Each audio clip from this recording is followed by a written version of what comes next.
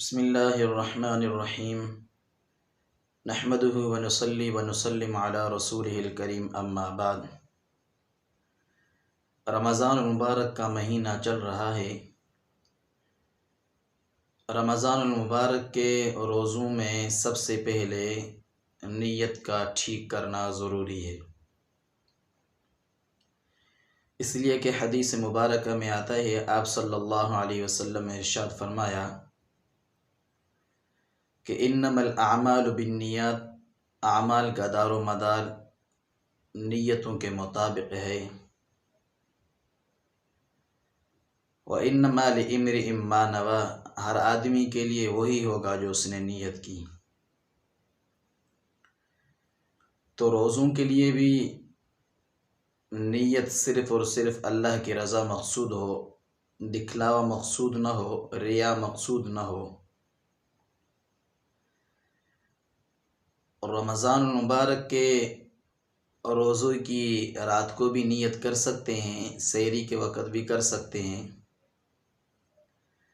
حتیٰ کہ اگر نیت نہ کر سکا تو نصف النہار سے پہلے یعنی آدھے دن سے پہلے نیت کر سکتا ہے۔ اور ایک اور طریقہ بھی ہے کہ اگر کوئی شخص ہو، وہ کسی کام کاج کے لیے نکلنا چاہتا ہو، تو وہ اس کشمکش میں کہ آیا میں روزہ رکھوں یا نہ رکھوں تو ہو سکتا ہے کہ مجھے اس کام کاج وغیرہ میں یا اس سفر میں مجھے مشقت کا سامنا کرنا پڑے۔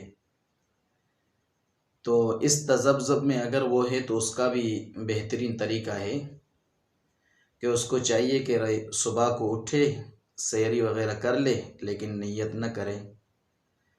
پھر نصف نہار شرعی سے پہلے اگر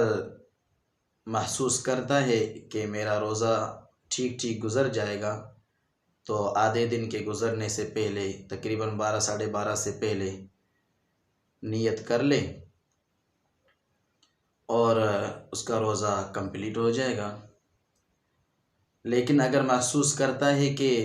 اس سفر میں یا اس کام کاج وغیرہ میں مجھے مشقت ہوگی اور روزہ میرا شام تک نہیں چل سکے گا، تو ٹھیک ہے، نیت تو اس نے ویسے نہیں کی، روزہ اس نے ویسے ہی نہیں رکھا گویا کہ، تو اب اس کا کھانا پینا بس جاری رکھے گا، اس میں کوئی گناہ وغیرہ بھی نہیں ہوگا۔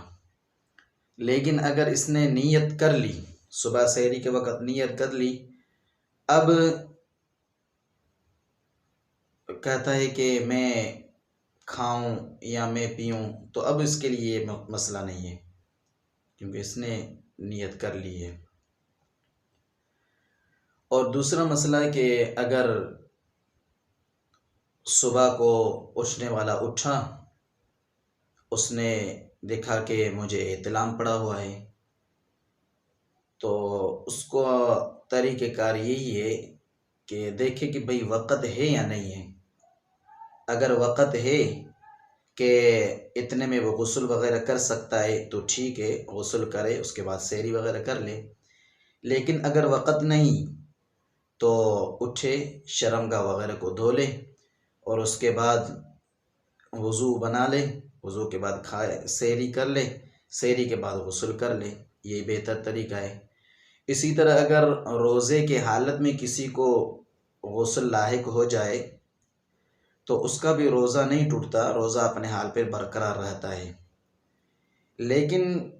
روزے اور غیر روزے کے حالت میں جو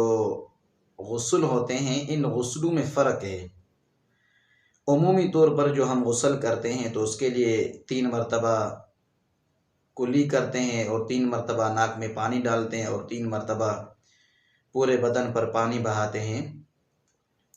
عمومی طور پر تو ہم ایسے ہی کرتے ہیں،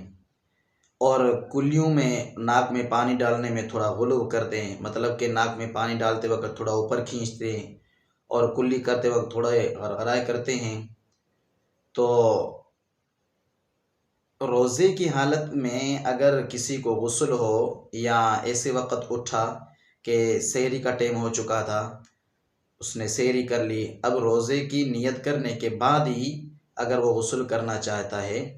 تو حالت روزے میں غسل کا طریقہ یہ ہے کہ عام طور پر جیسے ہم وضو وغیرہ کے لیے کلی کرتے ہیں، چھوٹی کلی بس اتنی کرنی ہوگی، غلب اس میں نہیں کرنا ہوگا۔ اسی طرح ناک میں بھی پانی ڈالنا اتنا ہی ہوگا جتنا عمومی طور پر ہم وضو میں پانی ناک میں ڈالتے ہیں، ان میں بھی غلب نہیں کرنا ہے، کیونکہ اگر غلب کریں گے اور ناک میں بھی پانی اوپر تک چڑھائیں گے تو ممکن ہے کہ روزہ فاسد ہو جائے، تو ان چیزوں کا احتیاط کرنا چاہیے۔ اسی طرح اگر کوئی عورت ہے وہ بچے کو دودھ پلاتی ہے، اب آیا وہ عورت بچے کو دودھ پلائے تو دودھ روزے کی حالت میں پلا سکتی ہے نہیں پلا سکتی؟ ٹھیک ہے، روزے کے حالت میں عورت اپنے بچے کو دودھ پلا سکتی ہے، شرعاً اس کی گنجائش، اس میں کوئی قباحت نہیں ہے۔ لیکن اگر دیکھتی ہے کہ بچہ، میں اگر روزہ رکھوں گی تو بچہ اور کوئی چیز بھی نہیں کھاتا یا اس طرح کوئی اور دودھ کا انتظام بھی اس کے لیے نہیں ہے، تو پھر اگر بچے کے بھوک وغیرہ کا اسے خوف ہے تو پھر روزے کو چھوڑ دے اور بچے کو دودھ وغیرہ پلائے۔